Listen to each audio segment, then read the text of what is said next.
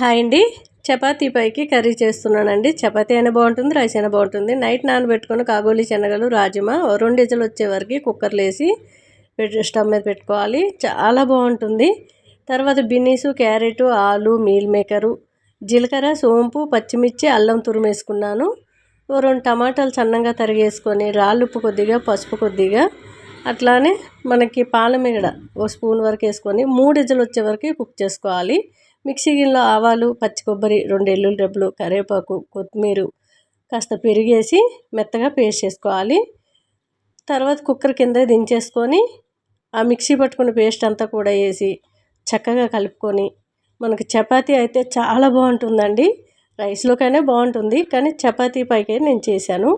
ఇలా ఒకసారి ట్రై చేయండి, చాలా టేస్ట్గా ఉంటుంది.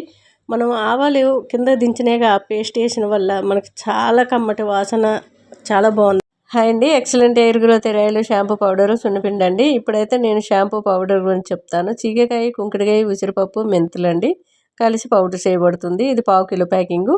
ఆ 2 కూడా 1/2 కిలో ప్యాకింగ్. ఇంకా 1 kg ప్యాకింగ్ చేయాలి. నేను చేయలేదు, ఇంకా లేదని చెప్పి ఇంగ్రీడియంట్స్ అన్నీ కొని తెచ్చి ఈరోజు తయారు చేసి పంపిస్తాను అందరికీ కూడా.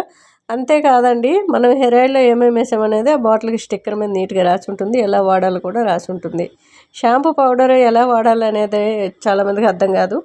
మీ జుట్టును బట్టి 1 స్పూన్ అంతా ఒక కప్లో కానీ చేతులు కానీ తీసుకొని, మీరు కొంచెం వాటర్ అయినా పోసుకోవచ్చు, లేదంటే రైస్ కడిగిన వాటర్ పోసుకొని కాసేపు నెత్తికి ప్యాక్లాగా వేసుకొని 5-10 నిమిషాలు ఉంచుకొని చక్కగా కొద్దిగా వాటర్ పోస్తూ గట్టిగా రుద్దుకుంటే రఫ్ చేసి ట్యాప్ కింద తలబెట్టి కడిగేసి మళ్ళీ ఇంకో స్పూన్ వేసుకొని కొంచెం వాటర్ పోసి కలిపేసుకొని నెత్తిలో పోసుకొని చక్కగా రుద్దినట్లయితే చక్కటి నురగ అనేది వస్తుంది. డాండ్రఫ్ తీసేయడమే కాకుండా న్యాచురల్ మంచి రిజల్ట్ ఉంది.